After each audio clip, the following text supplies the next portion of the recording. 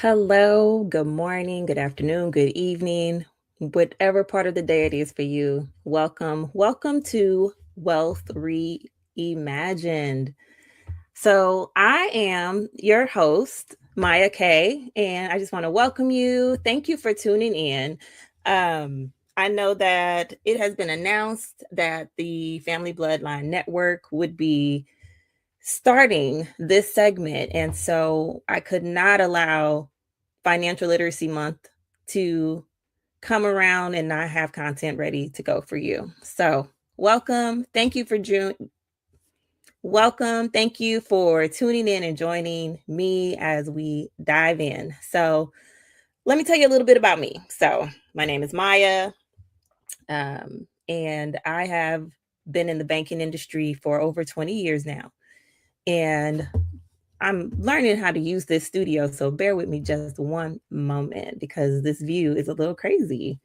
So I've been in the banking industry now, gosh, 24 years. 24 years. I'll take you down that journey a little bit. So started out as a part-time job while I was in college. I took a teller position at a credit union. So credit unions are where I started my financial career, and which was great actually. And from there went on to do more, instead of front facing work, some behind the scenes, where was really my introduction to loans. But that was more like definitely the background work, all the things you don't see that happens and that has to happen if you apply for a loan. So I did some commercial clerk work. I did some lien perfection, which just means, if you buy a car, you see the name of the bank or the finance company that has a lien on your car. Well, I had to like file those. I was filing paperwork. It was back in 2000 something, right? And so I'm filing paperwork. From there, I did some UCC perfections. I've done secondary market for mortgage shipping, which some of you may be familiar with what that is. And then I got into the consumer or personal loan side of things. And from there, honestly, from there, that's where I pretty much stayed, except for one little spell where I did branch management for a couple years to get some management experience under my belt and, uh, you know, see if I wanted to do something different. But I really fell in love with the loan side. I did some processing, which was like preparing the loan documents, getting them typed up, making sure everything was accurate. But then I moved into underwriting. And so underwriting is where it really took off for me, and I really loved it. Um, Doing the same thing, but it's a little different every time. So, one moment.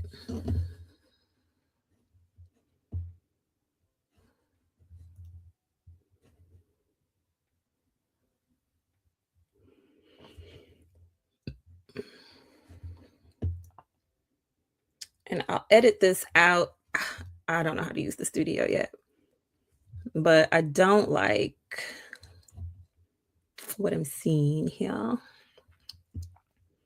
So, anyway, um, that's really it. So, now the bulk of my experience, now it's been about 16 years, 15 to 16 years that I've been underwriting. So underwriting just means that I'm the person that if you apply for a loan, I review your application, I review your credit report. I look to see what your capacity is to um, have a loan, if you'll be able to afford it, if you'll be able to how you'll maintain it, basically. How do you make your payments? How have you paid other people? How long have you been on your job? Um, you know, just different things. I'm analyzing different parts of your application to come to either a yes or a no. So I always tell people I can make your day or I can break your day. I can make your weekend or I can break your weekend.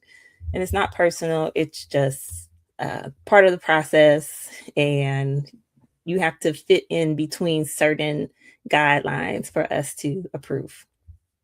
So that's what I do. And I've come to love that. I've come to love just all the things that I've been able to learn about credit and able to apply that to myself, how I've been able to give advice to people in my life. I used to do some credit education in the past where I was just trying to help people understand it.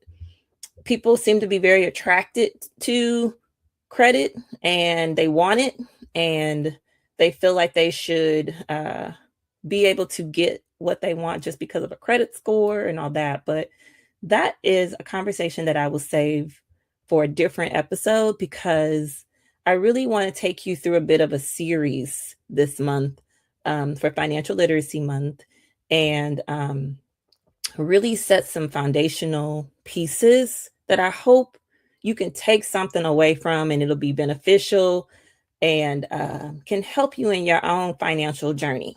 Okay. So, first, I did want to talk briefly, very briefly, about Financial Literacy Month. So, Financial Literacy Month is observed every April, and its purpose is to bring awareness about the importance of financial education and to really empower and help you make financial choices that are deliberate, sound, and just maybe make adjustments or bring attention to something or a certain area in your own finances that um, maybe you've wanted to improve. It could be managing debt and getting things paid off. It could be boosting savings. It could be finally creating a budget because a lot of people don't have a budget. Do you have a budget? So it could just be that, the simple foundational steps. So this month is just to bring awareness to that, encourage habits. And so that's what I plan to do. I plan to have 4 videos because I want to focus on certain topics and I want you to walk away from that video and it'll be like homework, but not homework, but really encourage you to take to heart what's shared and see how you can implement that into your own life in really practical ways. So that is a little just overview that this is a every April thing. You'll see a lot of content or a lot of banks and credit unions, um, financial investment companies, things like that, hosting just events or webinars. So take advantage of that. Don't just listen to one person. Of course, if you find somebody that you love, that's great. But listen, there's so much out there and there's so much to learn. And the nice thing about personal finance is that we're really all telling you the same thing. It just may be the delivery, it just might be the style, it might just be something about a specific person that speaks to you. So check out different people and their methods and their advice. But the foundation, that's what I really want to focus on because I feel like anybody can tell you what you should do or how to do it or what percentage to do and all that. But you gotta have the foundation, right? You gotta have the mindset. You gotta have certain steps already in place that are foundational to set you up for success. And so that's what I want to focus on over, I guess, the course of my career in the front facing positions that I did have, where I did get to help. Um, my time as a branch manager was at a credit union again, and I did get an opportunity um, to kind of do some financial coaching, and I was in the process of becoming a financial counselor, but decided to go a different path and get back into underwriting. Branch management, just at that time in my life, was just a bit too, it was stressful, but it was just also, I didn't want to be a generalist in many topics. I wanted to really be more specialized. And the bulk of my experience at that time was in underwriting and credit and all that. And I really wanted to get back into that space. And so that's what I did. That's what I did. I pivoted back to underwriting. I'm grateful that I was able to do that. So, personal finance. That's what this podcast will be about. Um, Personal finance is about how you manage your individual or your household financially, your money at home. Again, that's budgeting, saving, investing, even like protecting your assets with insurance or life insurance. Um, and it's all in a movement to get to a certain life goal financially.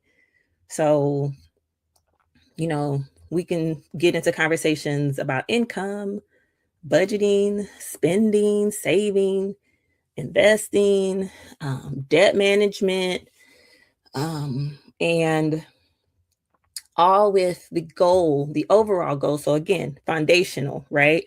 But the goal is for you to get the foundation so that you can move into more emphasis on retirement planning, investing, um, you know, just really building wealth, really getting to a point where you're making your money work for you. But again, that starts with mindset. You have to understand the importance.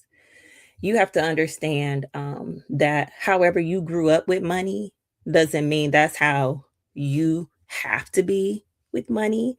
You have to work on getting rid of beliefs that no longer serve you, especially around money. You have to think about that blueprint that's been set for you. How did your parents handle money? How did you grow up? What was it like? Were you all very poor?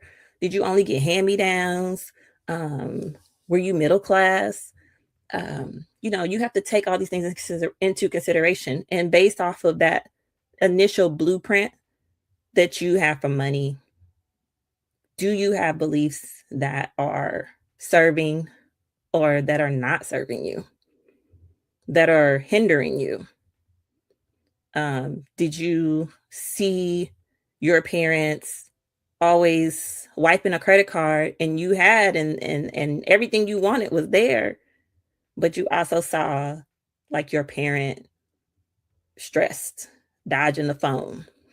If you're anywhere near where I am in life, you remember the phone, the house phone ringing, maybe somebody not answering the phone. You remember caller ID coming in the scene, and then you could monitor those calls a little differently. But, think those are all things to think about and that we'll get into. But that's what personal finance is. That's what this podcast is going to be about. So, again, I'm really glad that you're here. So, let's go ahead because I'm going to try to keep these short and sweet. So, let's go ahead and get into this week's focus. And this week's focus is about getting organized. You have to get organized. You have to get organized. I can't stress this enough. And I'm going to kind of go into what that looks like, what that means. So it's really important that you know where all of your documents are. It's important that you know passwords to bank accounts. It's important that you know logins, you know where all of your assets are. Um, you know where like your birth certificate is, you know where your social security number is. You have a place where you keep your taxes after your copy of your taxes after you filed. You need to know where your stuff is. Where's your stuff? You need to know. And so that's step number one. I want to encourage you all to take some time and figure all that out. You can get organized digitally. If you are very tech savvy and you want to create for some things, right? Because you can't get digital, um, with a birth certificate or a passport and things like that. But for statements, um, um, get bookmarks on your browser. So with a folder, even for that, if you have multiple bank accounts with different financial institutions, get all that bookmark.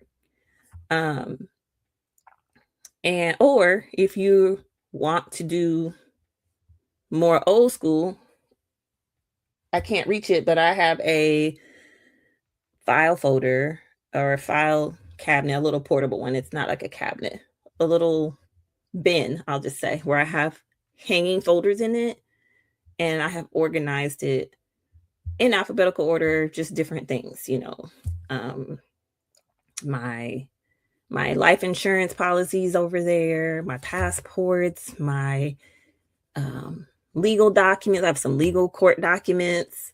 I have some paperwork like for my car. I have some things like that in there. Um, I have medical bills that I have paid, like maybe large ones. Some of the things that I have, I could probably get rid of, honestly, because I was going through it a little bit before I was preparing for this, and I'm like, I could probably let this go. But the point is that I took the time to get organized. I organized my banks. I organized all my documents. Um, if you have like a will, a trust, like things like that. Like you just want to know where all your things are. So that is step number one to get organized. So I did find a list and I'm going to read some things on here just to help get your mind working. Or if you're thinking about like, well, what should I gather? Here's a list. So some important examples of some important legal documents. Like I said, birth certificate, adoption papers, marriage licenses, divorce paperwork, your social security card, passport, permanent resident card, which you probably carry, like a passport. I know I keep my passports locked away because I don't carry them as ID.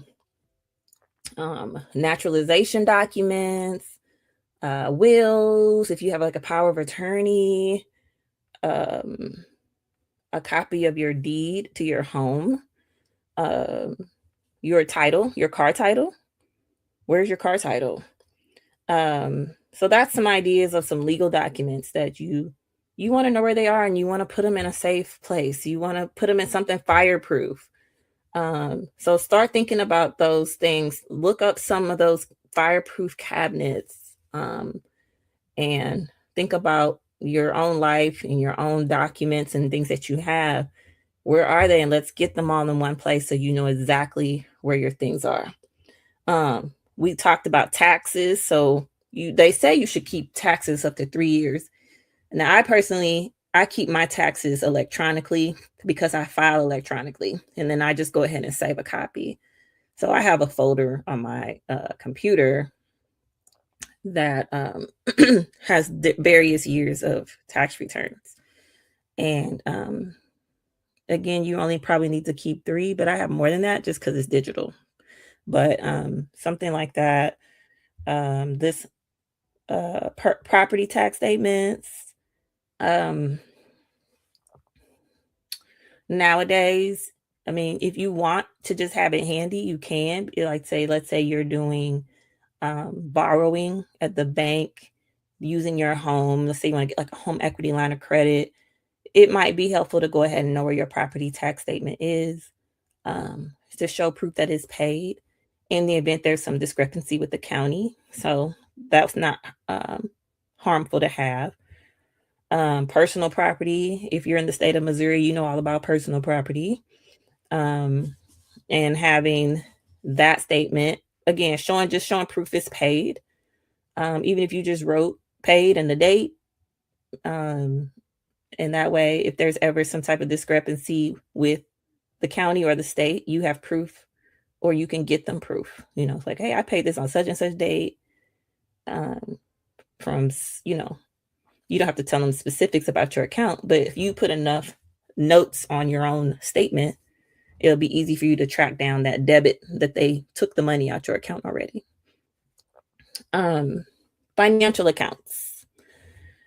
So bank statements and like credit card statements, you could probably nowadays just logging into your account online, you can access those things.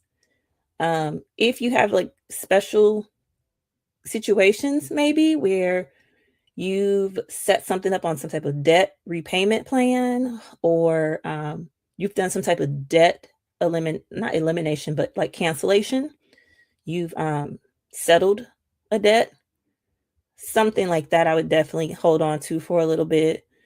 Um, Retirement accounts, again, you can probably access those things um, online also. But that goes back to where are my retirement accounts? Do you have those bookmarked in your browser? Um, do you know your login? Do you need to reset your password? It goes back to that. So again, either digitally or manually on paper. Investment accounts, the same thing as with retirement accounts. Um, so sources of income, that's something again you can probably access online. So is it bookmarked in your browser? If you're not like a W-2 wage earner or a 1099 earner and you're retired, do you know where your recent Social Security award letter is, or your pension award letter, or your IRA distribution statement, or your required minimum distribution? Where are these papers? So those are some things that you would want to be sure you know how to access easily in the event that you needed them. Alimony, child support, that's a document sometimes you need. So be sure it's in a safe place. So you get the idea on like types of income. Financial obligations. Again, this list, some of the things, again, you could probably get online, right?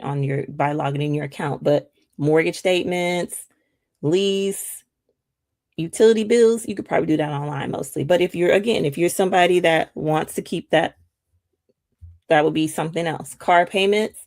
I will always, instead of your car payments, you might also want to have if you have a loan on your car, you want to be sure you have a copy of your promissory note. So be sure you have your loan, everything that you signed when you got your loan, be sure you keep those papers.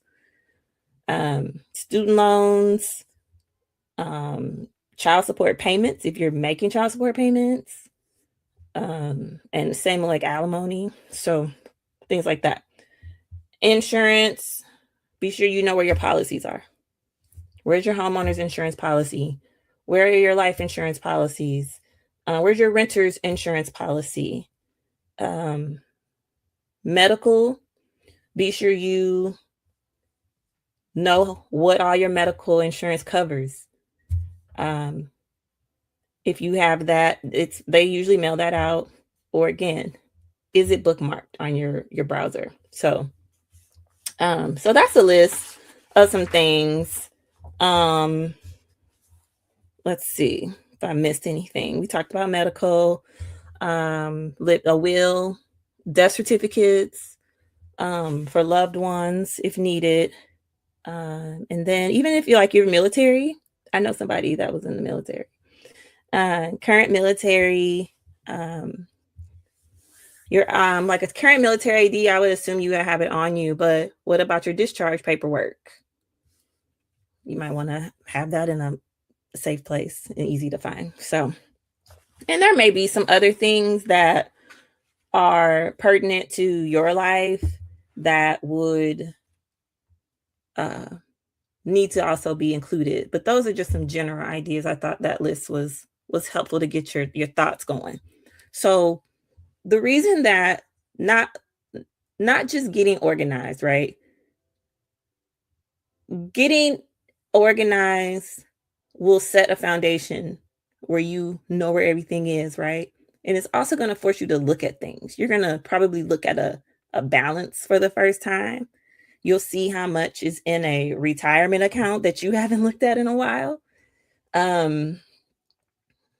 Or maybe how much is in your savings, or it could be the opposite. You could be like, wow, is this all I have? So it'll just get you facing something that you possibly have been ignoring. You possibly have been dodging it on purpose. Like out of sight, out of mind, or ignorance is bliss.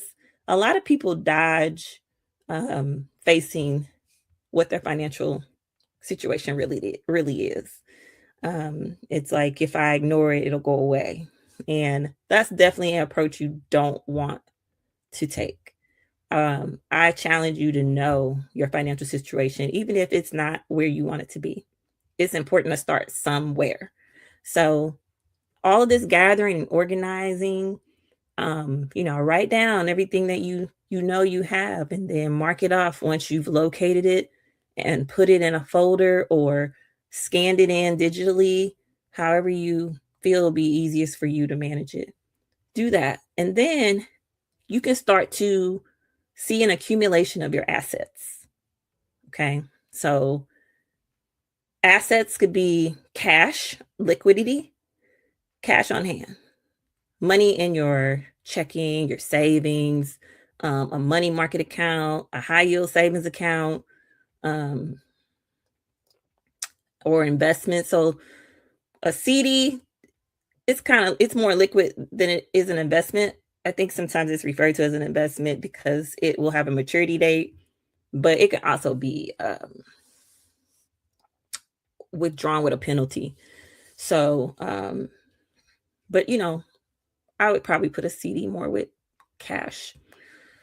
But it depends on the size of your CD. It depends. It could be either one. But anyhow, cash, liquidity, investment. So what investment accounts do you have? Um, this total of your investments would be a part of your net worth. All right, because we want to look at all your assets. Life insurance. How much life insurance coverage do you have? And do you have enough? Do you have any? And I know a great group that can get you some life insurance or have that conversation if you want to learn more. So, life insurance, the value of your life insurance would be an asset. Are you a small business owner? Or, what's your business net worth? That's an asset. If you were to sell that business, could give you a lot of money, right? So what's the net worth of your business? Retirement accounts. How much do you have? Are you on track to retire soon?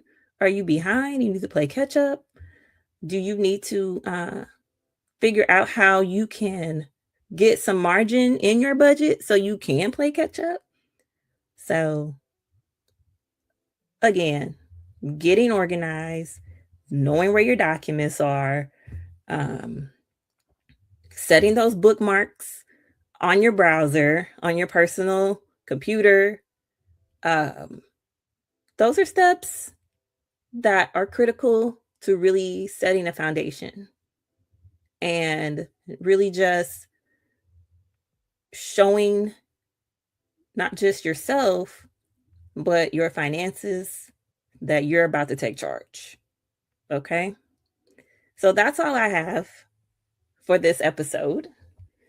I hope it was helpful. I hope that you took maybe at least one thing away. But please leave comments. Leave me comments, leave me questions.